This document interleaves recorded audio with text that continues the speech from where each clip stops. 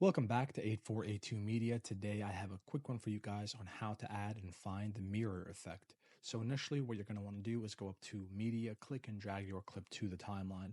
And as you can see here, my little sister is kind of more to the left of the screen, right? She's not completely in the center, she's more to the left.